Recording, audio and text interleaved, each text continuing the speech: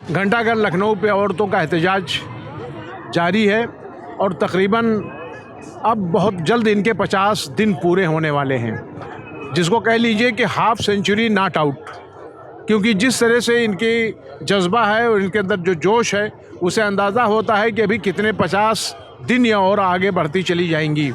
हमारे सामने मौजूद हैं जो शुरू दिन से रोज़े अव्वल से जो इसमें शामिल हैं और इसके साथ चल रही हैं। मेरा नाम कौसर, क्या ख्याल है आपका, जो शुरू से आई थी और आज 50वें दिन में आप दाखिल होने के करीब हैं, अब क्या लग रहा है आपको कि कभी क्या होगा आपका ये तहरीक का? जी, जब यहाँ आए थे तो ये सोच के आए थे कि बढ़ेंगे सब यहाँ। पहले हम जब यहाँ आए थे तो अपने बच्चों के साथ और बहुत होंगे तो 12 लोग होंगे, उससे ज़्यादा थे नहीं। लेकिन माशाल्लाह अब इस टाइम देखिए तादाद आप लोग खुद देख सकते हैं कि यहाँ पे इतनी तादाद हो गई है, उससे बढ़ती रहेंगी अब, और कामयाबी तो मिलनी है। हम लोग तो बैठे इसीलिए कि आज नहीं कल नहीं परसों कामयाबी मिलेगी। हुस्नारा का कहना है जी, देखिए कामयाबी तो हम लेकर आएंगे, क्योंकि जिस तरह से हम लोग निकले हैं घरों से अपने घर द्वार और बच्चों को छोड़कर, तो ये सोच के तो कतई नहीं निकले हैं कि हमें वापस पीछे पलटना है। और जिस तरह से आप देख रहे हैं आंधी में, तूफ़ानों में, सर्दी में और कड़ी धूप में जिस तरह से हमारी बहनें संघर्ष कर रही हैं, जिस तरह से जूझ रही हैं, तो इससे क्या आपको लगता है कि ये ज़रा सी भी अडिग होने वाली हैं? हम तूफ़ान हैं, हम तूफ़ानों का मुकाबला कोई भी नहीं कर सकता। ये छोटी मोटी आंधियाँ हमारा कुछ नहीं बिगाड़ सकती, और ना ही हम पीछे हटे हैं और ना हटेंगे, चाहे जितना ही जुल्म कर ले ये सरकार। और इसके सरकार के जुल्म के ख़िलाफ़ तो हम बिल्कुल भी घुटने टेकने वाले नहीं। जी बिल्कुल 50वें दिन में दाखिल होने वाले हैं, लेकिन जो सरकार जो बचकानी हरकतें जो इन्होंने दिल्ली में किया है, उससे ये हमें बताना चाहते हैं कि हम डर गए हैं। हमने खामोशी से यहाँ बैठ के उन्हें एक ऐलान कर दिया कि हम डरे नहीं हैं, हम अभी भी बैठे हैं और हम CA NRC NPR वापस करा के तभी घर जाएंगे, उससे पहले तो हम नहीं जाने वाले। आप भी इस तहरीक से जुड़ी हुई हैं जी। और अब क्या इरादे हैं आपके? इरादे अभी भी हमारे लोगों के बुलंद हैं, हौसले कोई पस्त नहीं हुए हैं, और इसी तरह से हौसले बुलंद होते रहेंगे। जिस तरह से सरकार हम लोगों को मतलब जिस तरह से वो बयानबाजी करती है, जैसे वो बयानबाजी करती है उसी तरह से प्रोसेस और आगे बढ़ रहा है। हिंदू मुस्लिम इत्तेहाद के सिलसिले में आपका क्या? नहीं, ऐसा हमारे बीच में कुछ नहीं। हमारे में हिंदू और मुस्लिम दोनों भाई हैं, सिख ईसाई सारे मजहब के लोग हैं। ये तो हमारी प्रशासन और सरकार लड़वाना चाहती है आपस में। देखिए दिल्ली में क्या हुआ है, हिंदू ने मुस्लिम को बचाया और मुस्लिम ने हिंदू को बचाया है।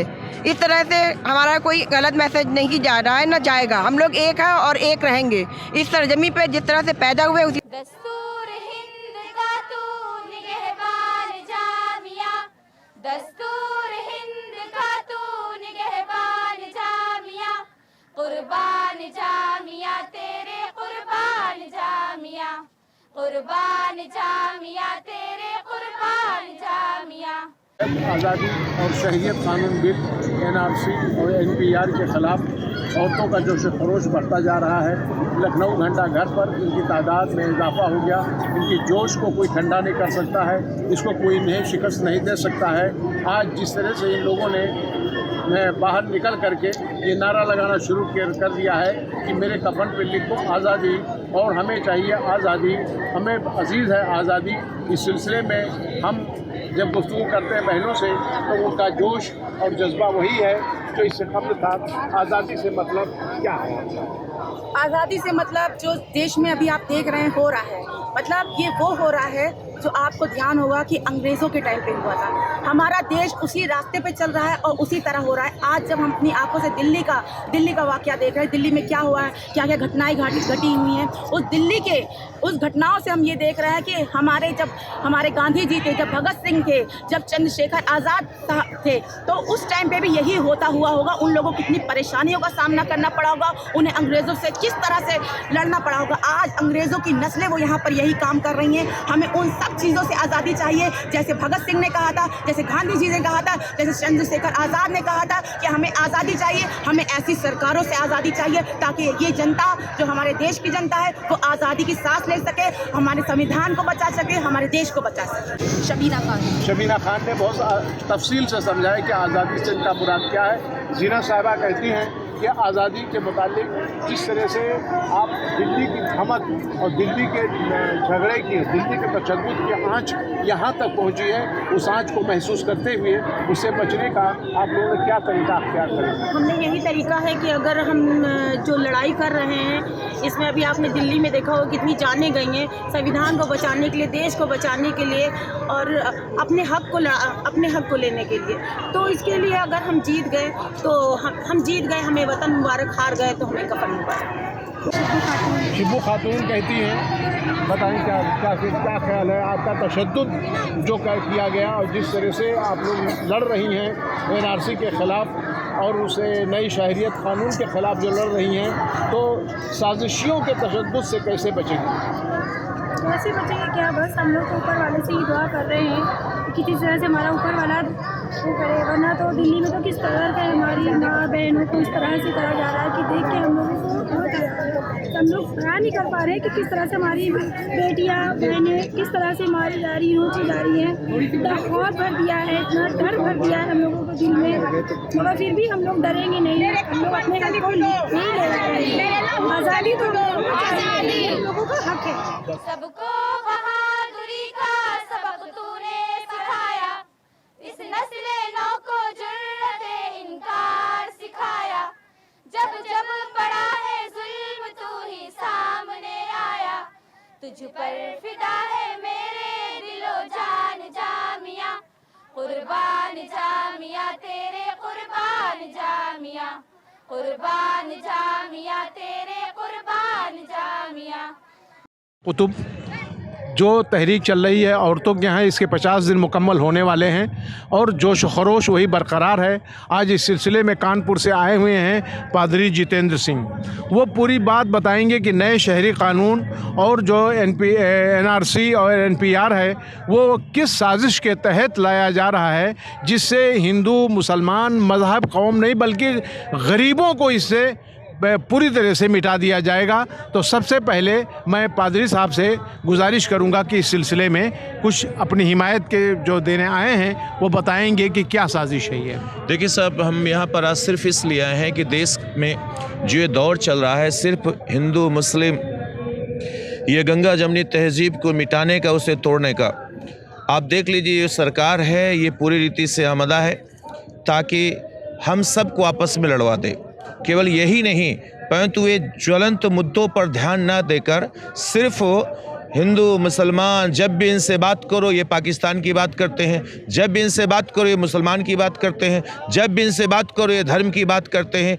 कोई भी फौरी तौर से इस बात को कहने के लिए तैयार नहीं है कि हम इस देश के गरीबों की, इस देश की उन्नति की, इस देश में मेल और एकता की बात करें। अब ये साहब कानून की बात करते हैं, ये तमाम कानून लेकर सिर्फ कहते हैं कि हम इस देश से लोगों को निकाल देंगे। कभी ये कहते हैं हम इस कानून को बना ही नहीं रहे हैं। कभी आसाम के अंदर आप देख लीजिए कितने लाख लोग आज बेघर हो गए, डिटेंशन सेंटर बने हुए हैं, लेकिन सरकार नकार रही है, कह रही डिटेंशन सेंटर है ही नहीं। ये बिल्कुल झूठ बोल रहे हैं। इनका सिर्फ मकसद ये है कि किसी तरीके ये भारतवर्ष पूरी तौर से हिंदुओं का राष्ट्र बन जाए और जहां पर वो पूरी रीति से अपनी मर्जी को पूरा कर सकें। इसके लिए चाहे वो कितनी हत्याएं कराएं, इसके लिए चाहे धर्म से धर्म के लोगों को लड़ाएं, ये कुछ भी इन्हें दिखाई नहीं पड़ा क्या? ये शाहीन बाग, ये चाहे कानपुर में हो, चाहे लखनऊ के अंदर घंटाघर में हो, या देश के अंदर कितनी बुजुर्ग महिलाएं, जवान बच्चे, लड़कियां, छोटे छोटे बच्चे आकर प्रोटेस्ट कर रहे हैं। ये पूरी रीति से जैसे हिटलर शाही बता रहे हैं, इनके कान में जू नहीं रेंग रही है। ये रात दिन लगातार हमारे बच्चे, हमारी महिलाएं, हमारी बहनें वो सिर्फ इस ओर आशा लगाए हुए हैं कब ये सरकार हमारी बातों को सुने, कब ये सरकार हमारी मांगों को सुने, लेकिन ये किसी प्रकार से मांगे सुनने के लिए, मानने के लिए तैयार ही नहीं है। हम इस बात को सरकार को हिदायत देना चाहते हैं, अगर यही हालात रहे तो अभी केवल क्रिश्चियन समाज ही नहीं, आपका खुद हिंदू समाज के कई लोग, चाहे वो दलित समाज से आते हों, इस बात का विरोध करने के लिए सड़कों पर उतरेंगे। वो सोचते हैं हम मुस्लिम समाज को कुचल लेंगे। ये मुस्लिम समाज को कहां से कुचल पाएंगे भाई?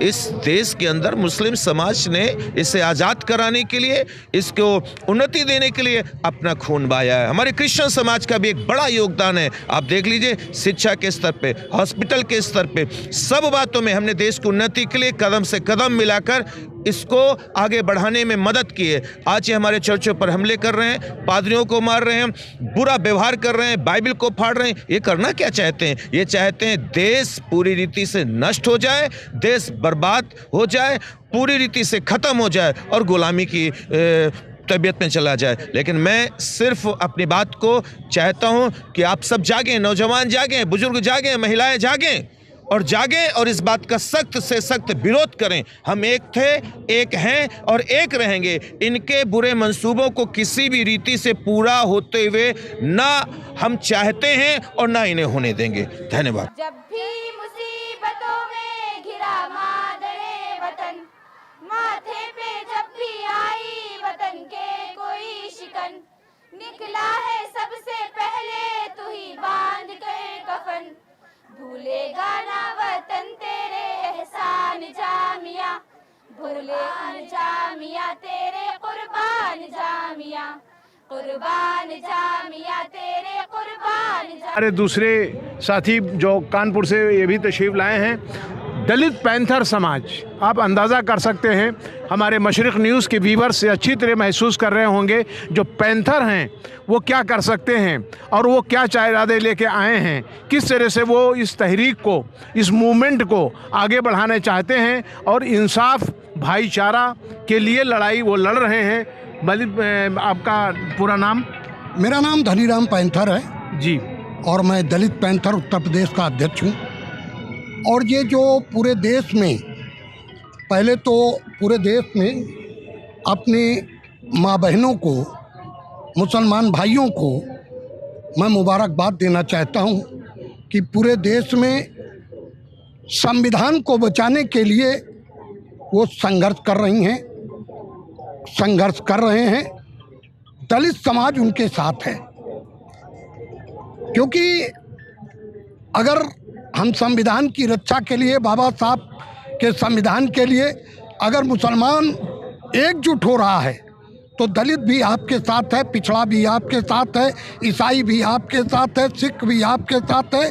जो लोग सर फिरे लोग हैं, जो इस देश में आज भी 100 साल के बाद भी घोड़े पे चढ़ने से रोक रहे हैं, जो आज भी कुएं पे पानी पीने से रोक रहे हैं, मंदिर में जाने से रोक रहे हैं, रिजर्वेशन का विरोध करते हैं, दलितों का विरोध करते हैं, पिछड़ों का विरोध करते हैं, ये वही लोग हैं जो देश को तोड़ना चाहते हैं। दुनिया रखेगी याद ये कुर्बानियां तेरी, तारीख बन गई है ये दिलदारियां तेरी, शोलों से जाके भिड़ गई चिंगारियां तेरी, दुनिया पे छा गई है तेरी शान जामिया, कुर्बान जामिया तेरे कुर्बान जामिया, कुर्बान जामिया तेरे कुर्बान जामिया। जी संतोष जी हैं। संतोष जी, महात्मा गांधी ने जो ख्वाब देखा था हिंदुस्तान के आज़ादी का, हिंदुस्तान में सबके एक साथ रहने का, भाईचारा का माहौल बनाए रखने का, बाबा अंबेडकर ने जिस किताब को ला कर के कहा था कि इस किताब को अगर मजबूती से तुम पकड़े रहोगे भारतवासियों, तो कभी तुम्हें कोई अलग नहीं कर सकता, तुम्हें कोई गुलाम नहीं बना सकता है।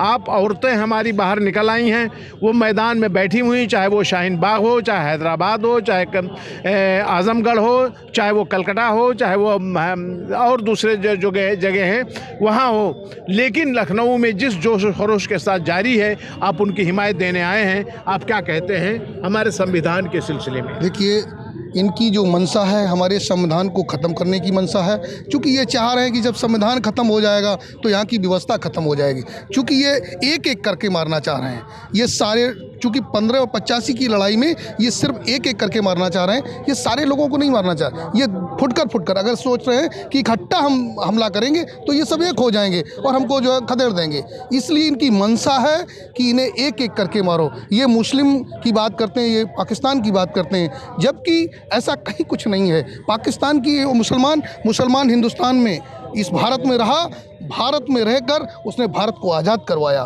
भारत की आज़ादी मुसलमानों ने लड़ी है, इन लोगों ने नहीं। इन लोगों ने कुछ नहीं किया। ये इन लोगों की वही मंशा है कि हम इन्हें एक एक करके तोड़ें और भारत का संविधान तोड़ देंगे। जब भारत का संविधान टूट जाएगा सारे लोग बिखर जाएंगे, ये इनकी मंशा है। दस्तूर हिंद का तू निगहबान जामिया, दस्तूर हिंद का तू निगहबान जामिया, कुर्बान जामिया तेरे कुर्बान जामिया, कुर्बान जामिया तेरे कुर्बान जामिया।